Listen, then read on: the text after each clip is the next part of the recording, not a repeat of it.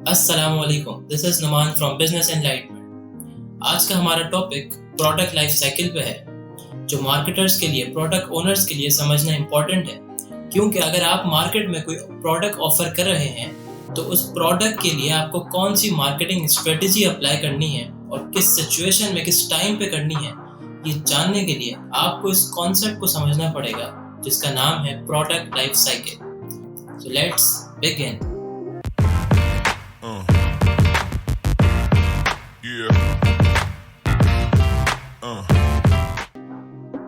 जिस तरह से एक इंसान की ज़िंदगी में डिफरेंट स्टेजेस आते हैं, उसकी लाइफ में डिफरेंट स्टेजेस आते हैं, वो डिफरेंट स्टेजेस से गुजरता है और डिफरेंट चीज़ों को एक्सपीरियंस करता है, बिल्कुल इसी तरह से एक प्रोडक्ट भी जब मार्केट में इंट्रोड्यूस करवाया जाता है तो उसके इंट्रोडक्शन से लेके उसके डिक्लाइन तक वो डिफरेंट फेजेस से गुजरता है और वो डिफरेंट सिचुएशंस को एक्सपीरियंस करता है।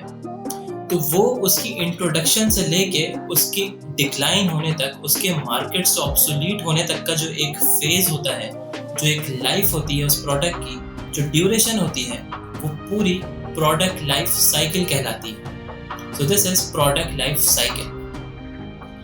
ये कॉन्सेप्ट मार्केटर्स के लिए, प्रोडक्ट ओनर्स के लिए, बिजनेस ओनर्स के लिए जानना इसलिए इम्पोर्टेंट है क्योंकि अगर आप कोई भी प्रोडक्ट मार्केट में ऑफर कर रहे हैं तो उस प्रोडक्ट को डिफरेंट स्टेजेस पे, डिफरेंट सिचुएशंस को एक्सपीरियंस करना होगा।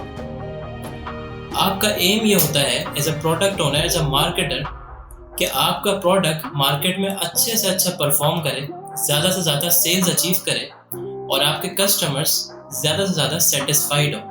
और आपका एक लॉन्ग टर्म एम ये होता है कि आपका प्रोडक्ट मार्केट में ज़्यादा से ज़्यादा टाइम सस्टेन करे और मैक्सिमम सेल्स आपको अचीव करके दे। इसका मतलब ये है कि आपका जो प्रोडक्ट की लाइफ साइकिल है वो मैक्सिमम हो सके। तो ये सब करने के लिए, ये जानने के लिए कि कौन सी सिचुएशन को किस टाइम पे कैसे टैकल करना है, कौन सी एक्टिविटी को कब परफॉर्म करना है, कौन से स्टेप को किस टाइम पे परफॉर्म करना है, कौन से स्टेप को परफॉर्म करने का सही टाइम है, तो ये सब जानने के लिए एक मार्केटर के लिए, आपके लिए ये ज़रूरी है कि आप प्रोडक्ट लाइफ साइकिल को जानें। क्योंकि अगर आपको ये पता होगा कि आपका प्रोडक्ट कौन से स्टेज पे खड़ा हुआ है अपने लाइफ के, तो आप उसके हिसाब से फिर उस एक्टिविटी को कैरी आउट कर पाएंगे और अपने स्टेप्स को ले पाएंगे उसके अकॉर्डिंगली। तो इसीलिए इस कॉन्सेप्ट को जानना आपके लिए बहुत ही इम्पोर्टेंट है। जैसे कि किस टाइम पे एडवर्टाइजिंग इंक्रीज करनी है। हो सकता है कि किसी टाइम पे आपके प्रोडक्ट को कंपटीशन ज़्यादा मिल जाए, तो उस टाइम पे कौन सी एक्टिविटी कैरी आउट करनी है, उस टाइम पे आपको प्रोडक्ट के कोई बेनिफिट्स इंक्रीज करने हैं या आपको प्राइस कम करने हैं। हो सकता है कि आपके प्रोडक्ट में किसी टाइम पे आपको डिमांड कम मिले कस्टमर्स की तरफ से, तो आपको उस टाइम पे कौन सा स्टेप लेना है कि आपको पैकेजिंग इंप्रूव करनी है प्रोडक्ट की या आपको प्राइजेस को कम करना है। हो सकता है कि आपको किसी टाइम पे अपॉर्चुनिटी मिले अपने प्रोडक्ट को एक्सपेंड करने की डिफरेंट मार्केट्स में, तो उस टाइम पे कैसे स्ट्रेटेजीज अप्लाई करनी है। तो ये सब जानने के लिए आपको ये समझना बहुत ज़रूरी है कि प्रोडक्ट लाइफ साइकिल क्या होती है और उसको डिफरेंट स्टेजेस क्या हैं, प्रोडक्ट किस स्टेज पे जब होगा तो आपको कौन सी एक्टिविटी कैरी आउट करनी पड़ेगी। तो आइए हम प्रोडक्ट लाइफ साइकिल को जानते हैं, इसके स्टेजेस को जानते हैं। तो प्रोडक्ट लाइफ साइकिल के 4 स्टेजेस हैं। कोई भी प्रोडक्ट जब मार्केट में इंट्रोड्यूस करवाया जाता है तो वो इन चारों स्टेजेस से गुजरता है। तो सबसे पहले आता है इंट्रोडक्टरी स्टेज। तो अगर मैं इंट्रोडक्टरी स्टेज की बात करूं तो इंट्रोडक्टरी स्टेज वो स्टेज होता है कि जब आपका प्रोडक्ट मार्केट में इंट्रोड्यूस होता है। तो जब आपका प्रोडक्ट मार्केट में इंट्रोड्यूस होता है तो उस टाइम पे किसी भी कस्टमर को आपके प्रोडक्ट के बारे में कोई अवेयरनेस नहीं होती। तो ये एक ऐसा स्टेज होता है जिस स्टेज में as a product owner, as a marketer या एज अ बिजनेस ओनर आपको अपनी प्रोडक्ट की अवेयरनेस क्रिएट करवानी होती है।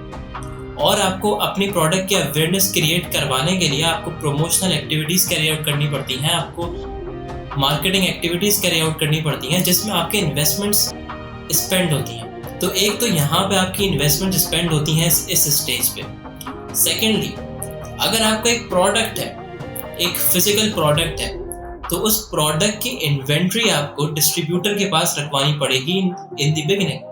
तो वो इन्वेंट्री रखवाने के लिए आपको अगेन इन्वेस्टमेंट करनी पड़ती है प्रोडक्ट में, और ये वो दूसरी जगह होती है जहाँ पे आपकी इन्वेस्टमेंट्स होती हैं। तो इस स्टेज में जो मार्केटर्स होते हैं, जो बिजनेस ओनर्स होते हैं, उनका रेवेन्यू एज सच कोई नहीं होता, उनका रेवेन्यू ज़ीरो होता है। उनकी सेल्स इनिशियली बहुत कम होती हैं क्योंकि ये स्टार्टिंग पॉइंट होता है, आपका प्रोडक्ट अभी इंट्रोड्यूस हुआ है मार्केट में। इस स्टेज पे जो प्रोडक्ट है वो कंपटीशन में एंटर नहीं हुआ होता क्योंकि वो एक नया प्रोडक्ट होता है जो मार्केट में इंट्रोड्यूस होता है। तो ये एक इंट्रोडक्शन स्टेज होता है, इंट्रोडक्टरी स्टेज होता है जब आपका प्रोडक्ट मार्केट में इंट्रोड्यूस करवाया जाता है। दोस्तों, मैं आपको यहाँ पे एक टिप देना चाहूँगा। वो टिप ये है कि ये जो स्टेज होता है, इस स्टेज पे जो आपकी लॉन्चिंग स्ट्रेटजी हो, अपने प्रोडक्ट को जब आप लॉन्च कर रहे हैं, तो जो स्ट्रेटजी आप सेट कर रहे हैं, जो मार्केट स्ट्रेटजी आप सेट कर रहे हैं, जिस स्ट्रेटजी से आप अपने प्रोडक्ट को लेके मार्केट में एंटर हो रहे हैं, वो बहुत इंपॉर्टेंट है।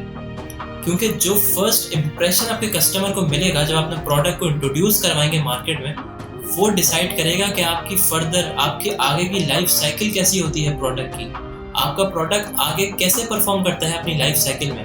क्योंकि आप जानते हैं कि first impression is the last impression. तो इसी तरह से जब आपका प्रोडक्ट पहली दफ़ा मार्केट में लॉन्च होता है, तो जो पोजीशनिंग आप सेट करते हैं कस्टमर्स के माइंड में इनिशियली, वो बहुत हेल्पफुल होती है आपके लिए, आपके प्रोडक्ट के लिए, उसको सक्सेसफुल बनाने के लिए। सो आप जब अपनी प्रोडक्ट को लॉन्च करें मार्केट में, तो इसका ख्याल रखें कि आपकी लॉन्चिंग स्ट्रेटजी बहुत यूनिक होनी चाहिए, क्रिएटिव होनी चाहिए, ताकि आपका प्रोडक्ट अपनी फर्दर लाइफ साइकिल में सक्सीड कर सके। तो अब हम देखते हैं प्रोडक्ट लाइफ साइकिल की सेकंड स्टेज को, और वो स्टेज है ग्रोथ स्टेज।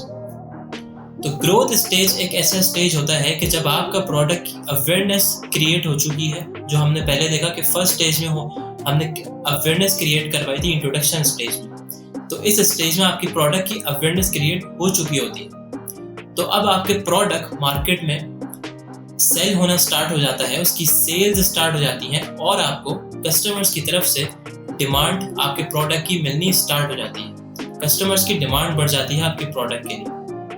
तो ये एक ऐसा स्टेज होता है जहाँ पे आपका प्रोडक्ट, क्योंकि डिमांड उसकी इंक्रीज हो गई है, दूसरे प्रोडक्ट्स के साथ कम्पीट कर रहा है, तो आपका प्रोडक्ट कंपटीशन में एंटर हो जाता है इस स्टेज में। डिपेंडिंग ऑन द प्रोडक्ट, कभी ऐसी सिचुएशंस भी फेस करनी पड़ती हैं मार्केटर्स को कि उनका प्रोडक्ट अगर हाई कंपटीशन प्रोडक्ट है, तो उनको बहुत ज़्यादा कंपटीशन मिलता है दूसरे प्रोडक्ट से, दूसरे ब्रांड से। जैसे आपको याद होगा कि आपने स्नैक वीडियो का आप एडवर्टाइजमेंट देखते होंगे, जब भी आप कोई यूट्यूब पे वीडियो देखते होंगे तो आपके पास एक ऐड आता होगा स्नैक वीडियो का कि I will spread positivity by my videos, by my content. आपको याद होगा, स्क्रीन पे भी आप देख सकते हैं। तो ये ऐड स्नैक वीडियो ने इतना ज़्यादा एडवर्टाइज किया क्योंकि इनका एक मेजर कंपेटिटर था टिकटॉक। तो अपनी अवेयरनेस क्रिएट करने के लिए स्नैक वीडियो ने इस ऐड को बहुत ज़्यादा एडवर्टाइज किया और कस्टमर्स को इतना ज़्यादा अवेयर कर दिया कि बाद में इस ऐड के बाद कस्टमर्स फ्रस्ट्रेट हो गए थे इस ऐड से, और फिर उन्होंने मीम्स तक बनाने स्टार्ट कर दिए थे, जो आप स्क्रीन पे देख सकते हैं। तो मीम्स को देखें और एंजॉय करें।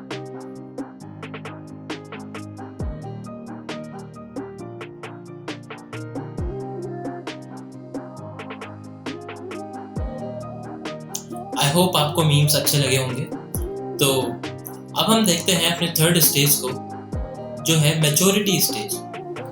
इस स्टेज में जो प्रोडक्ट होता है उसकी सेल्स पीक पे होती हैं, वो मार्केट में अच्छा परफॉर्म कर रहा होता है, डिमांड उसकी सेट हो चुकी होती है बाय कस्टमर्स। लेकिन ये स्टेज प्रोडक्ट लाइफ साइकिल के लिए बहुत इंपॉर्टेंट होता है, क्योंकि ये एक ऐसा स्टेज होता है जहाँ पे आपको कंपटीशन भी बहुत मैक्सिमम मिल रहा होता है। अगर आपका कोई हाई कंपीटिंग प्रोडक्ट है, तो बहुत सारे ब्रांड्स आपका जैसा सिमिलर प्रोडक्ट सेल कर रहे होंगे, आपका भी वही प्रोडक्ट होगा जो आप दूसरे ब्रांड सेल कर रहे हैं, तो आपको एक मेजर कंपटीशन मिल रहा होगा दूसरे ब्रांड से। तो जब ऐसा होता है, बहुत सारे ब्रांड्स अगर आपका जैसा सिमिलर प्रोडक्ट सेल कर रहे हैं, तो आप जो मार्केट है वो सैचुरेट हो जाती है। तो जब ऐसी सिचुएशन आती है तो कंपटीशन पीक पे होता है, और कंपटीशन पीक पे होने की वजह से मार्केटर्स को कंपटीशन को एलिमिनेट करने के लिए प्राइसेस को कम करना पड़ता है। और इस लेवल तक प्राइसेस को कम कर रहे होते हैं मार्केटर्स कि उनकी प्रॉफिटेबिलिटी अफेक्ट हो जाती है इससे, क्योंकि एक प्राइस वॉर चल रही होती है। तो उस प्राइस वॉर की वजह से बहुत सारे ब्रांड्स की प्रॉफिटेबिलिटी कम हो जाती है, जिसकी वजह से बहुत सारे बिजनेसेस अपने प्रोडक्ट्स को डिक्लाइन स्टेज की तरफ ले जाते हैं और इन दी एंड अपने प्रोडक्ट को बंद कर देते हैं, इस वजह से कि वो प्रॉफिटेबिलिटी को सस्टेन नहीं कर पाते। दूसरी तरफ बहुत सारे ब्रांड्स इस कंपटीशन को टैकल करने के लिए कुछ दूसरी स्ट्रेटजीज भी अप्लाई करते हैं, जैसे कि कुछ एक्स्ट्रा बेनिफिट्स प्रोडक्ट में ऑफर करने स्टार्ट कर देते हैं, या फिर प्रोडक्ट की रीडिजाइनिंग करते हैं, या प्रोडक्ट की पैकेजिंग को रीपैकेज करते हैं। तो ये स्ट्रेटजीज डिपेंड करती हैं, जैसा कि मैंने आपको स्टार्टिंग में बताया था कि ये क्यों इम्पोर्टेंट है। तो ये यहाँ पे स्ट्रेटजीज डिपेंड करती हैं इस प्रोडक्ट की लाइफ साइकिल कि आपका प्रोडक्ट अपनी प्रोडक्ट की लाइफ साइकिल के कौन से स्टेज पे खड़ा है। इस स्टेज में, इस मैच्योरिटी स्टेज में बहुत सी दफ़ा ये भी होता है कि कुछ प्रोडक्ट्स, उनका मैच्योरिटी स्टेज बहुत लॉन्ग टर्म होता है। जैसे कि कोका कोला है। कोका कोला की अगर मैं बात करूँ तो कोका कोला 1886 से अपनी कोक सेल कर रहा है और आज तक उसका मैच्योरिटी स्टेज डिक्लाइन स्टेज में कन्वर्ट नहीं हुआ, और आगे भी यही चांसेस नज़र आते हैं कि कोका कोला का फ्यूचर मैच्योरिटी स्टेज में ही सस्टेन करेगा और डिक्लाइन स्टेज में एज सच कोई इनकी प्रेडिक्शन अभी तक नज़र नहीं आती। और तो पेप्सी इसका एक कंपेटिटर है, बट अगेन उसके अलावा कोई और मेजर कंपटीशन कोका कोला को नहीं मिला एज सच। तो कोका कोला का जो मैच्योरिटी स्टेज है वो एक लॉन्ग टर्म नज़र आता है। देन फाइनली डिक्लाइन स्टेज आता है किसी भी प्रोडक्ट की लाइफ साइकिल में, और वो प्रोडक्ट मार्केट से ऑब्सोलीट हो जाता है। तो इस स्टेज में प्रोडक्ट की डिमांड कम हो जाती है, क्योंकि ऑल्दो अगर प्रोडक्ट मार्केट में है भी, उसके प्राइसेस भी कम हैं, लेकिन इतने ज़्यादा ब्रांड्स हैं, मार्केट इतनी सैचुरेट है कि प्रोडक्ट की डिमांड कम हो जाती है। कस्टमर्स डिवाइड हो जाते हैं डिफरेंट ब्रांड्स पे, तो प्रोडक्ट की डिमांड कम हो जाती है, सेल्स कम हो जाती हैं, और इस फैक्टर और इसकी वजह से भी ब्रांड्स की प्रॉफिटेबिलिटी कम होती है। एक तो प्राइस वॉर की वजह से प्रॉफिटेबिलिटी उनकी कम हो रही है, दूसरी तरफ सेल्स कम होने की वजह से भी, डिमांड कम होने की वजह से भी, ब्रांड्स बढ़ने की वजह से भी उनकी प्रॉफिटेबिलिटी कम हो रही है। तो फाइनली एक प्रोडक्ट अपने डिक्लाइन स्टेज में एंटर हो जाता है और डिक्लाइन हो जाता है। किसी भी प्रोडक्ट को डिक्लाइन होने की एक दूसरी वजह भी होती है। वो दूसरी वजह ये होती है कि एक मेजर टेक्नोलॉजिकल शिफ्ट आता है, कोई नई टेक्नोलॉजी आती है जिसकी वजह से जो पुराने प्रोडक्ट्स हैं या जो पुरानी प्रोडक्ट में जो फीचर्स हैं वो ऑब्सोलीट हो जाते हैं, वो आउटडेट हो जाते हैं, जिसकी वजह से कस्टमर्स नए प्रोडक्ट्स की तरफ, नई टेक्नोलॉजी की तरफ शिफ्ट करते हैं और उन पुराने प्रोडक्ट्स की डिमांड कम हो जाती है और फाइनली वो प्रोडक्ट अपने डिक्लाइन स्टेज में चला जाता है। तो ये भी एक मेजर रीज़न होता है किसी भी प्रोडक्ट के डिक्लाइन स्टेज में जाने का। दोस्तों, आपको याद होगा कि आप पहले म्यूज़िक सुनने के लिए रेडियो यूज़ करते होंगे, लेकिन आज आप उस रेडियो को यूज़ नहीं करते, और वो रेडियो अगर आप कहीं मार्केट में बाय करने भी जाएं तो मुमकिन है कि वो मार्केट में अवेलेबल भी ना हो। इसका रीज़न ये है कि टेक्नोलॉजी ने इस रेडियो को आउटडेट कर दिया है मार्केट से। अब ऐसे गैजेट्स आ गए हैं जैसे कि आप headphones, Bluetooth headphones, earphones, earbuds, इस तरह के गैजेट्स आ गए हैं जिन्होंने रेडियो को रिप्लेस कर दिया है और कस्टमर्स इन प्रोडक्ट्स की तरफ, इन गैजेट्स की तरफ शिफ्ट हो गए हैं। आप भी ऐसे ही अपने फेवरेट म्यूज़िक को, अपनी फेवरेट सॉन्ग्स को एंजॉय करते होंगे, जैसे इस वीडियो में ये वुमेन कर रही हैं। तो यकीनन आप भी इसी तरह से अपने फेवरेट म्यूज़िक को या अपने सॉन्ग्स को एंजॉय करते होंगे। अगर आप करते हैं तो प्लीज़ कमेंट में ज़रूर बताएं। तो ये पूरा कॉन्सेप्ट है प्रोडक्ट लाइफ साइकिल का, जिसमें कोई भी प्रोडक्ट इन 4 स्टेजेस से गुजरता है और फाइनली डिक्लाइन स्टेज की तरफ आता है और डिक्लाइन हो जाता है, मार्केट से ऑब्सोलीट हो जाता है।